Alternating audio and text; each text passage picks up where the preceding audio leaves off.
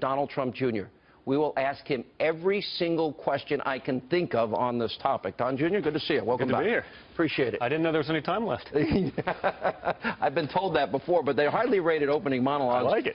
And I figured while I have a captive audience, I wanted to get my points out to them. Let's start with the emails. Yeah. Let's start with the first email. First of all, let's talk about who is Rob Goldstone.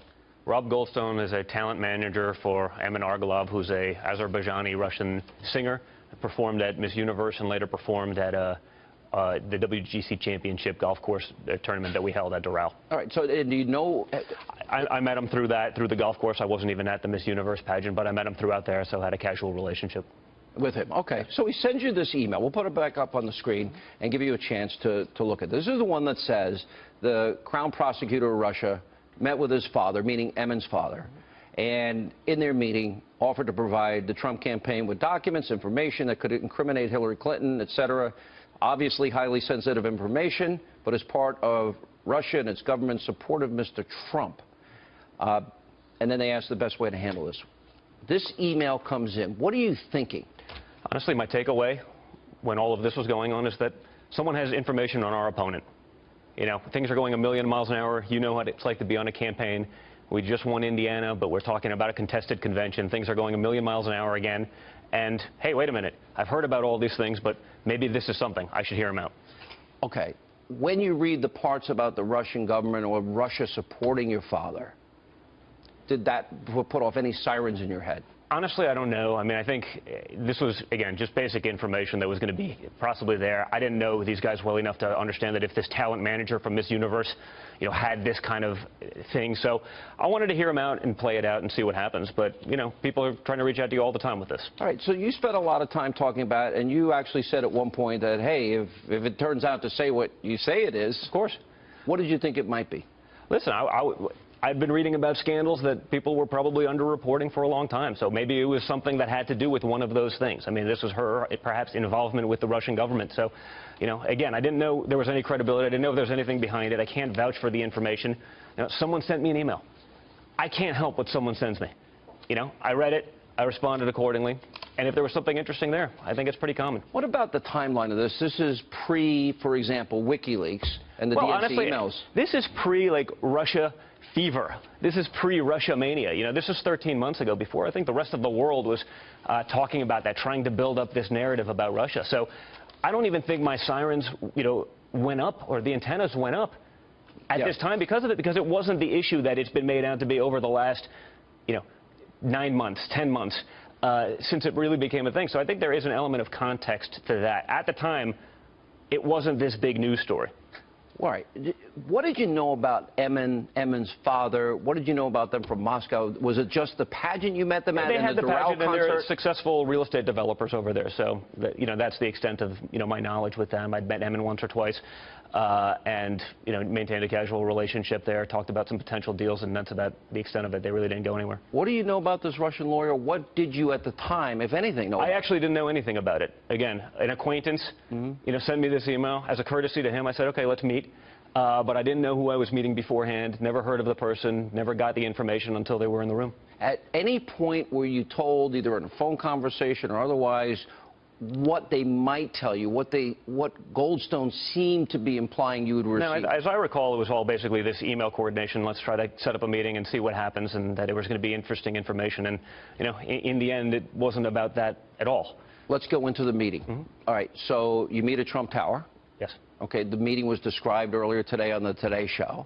Did she describe it accurately? I think fairly accurately. I mean, I was a little taken back by her saying, you know, talking about me pressing for the information. But as you can see from the emails, the pretext of the meeting was, hey, we have information.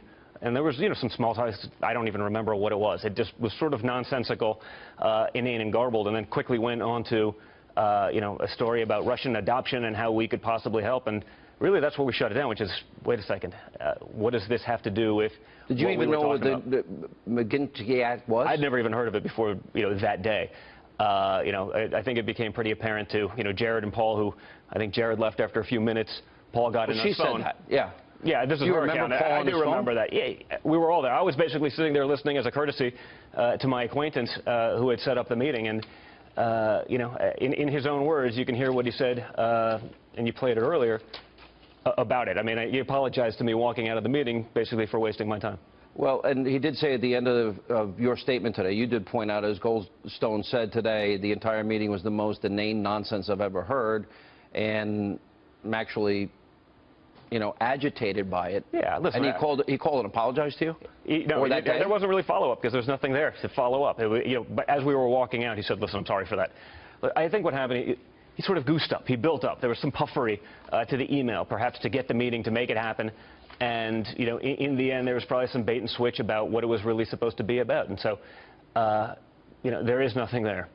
So she is saying that she had no information to provide. Do you remember, but she's suggesting that you were pressing her a little bit for information?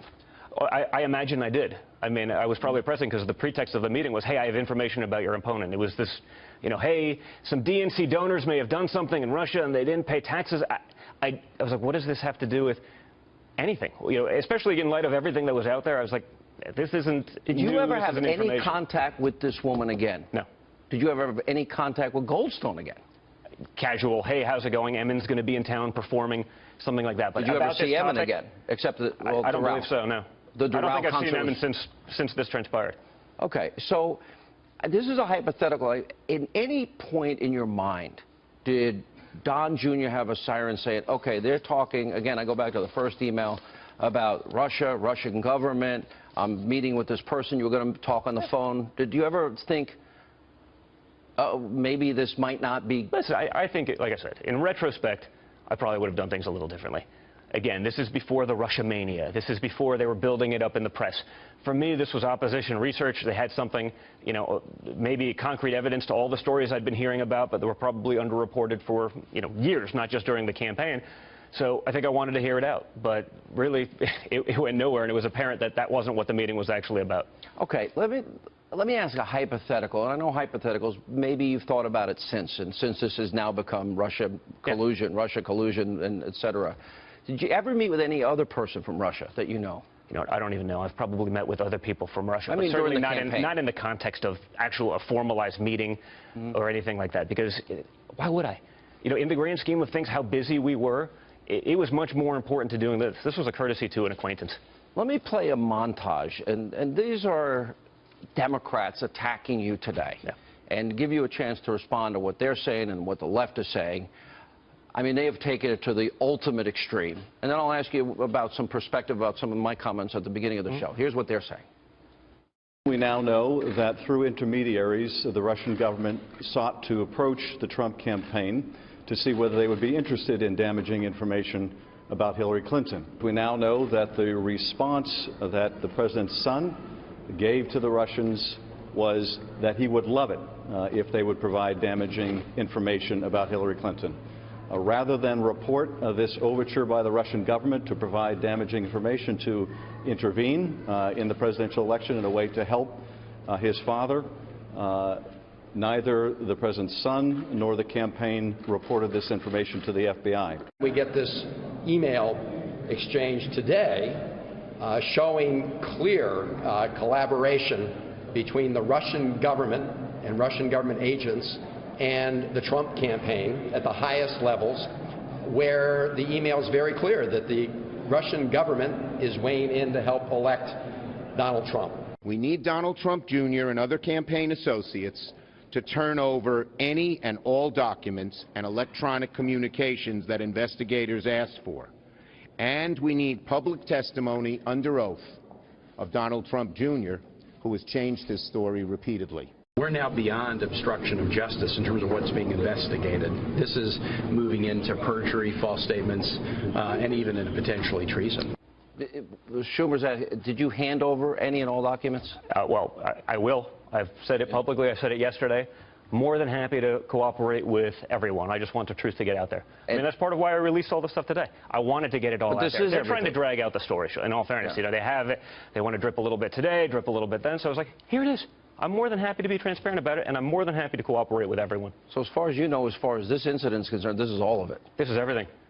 This is everything. Was anybody else at any point in the campaign said, oh, I've got information about Hillary that you remember? No. Let me go back to what Tim Kaine said. Well, if it is what you said you're at, especially, you know, you'd want it released later in the summer. you think that's unusual for a campaign to want op research?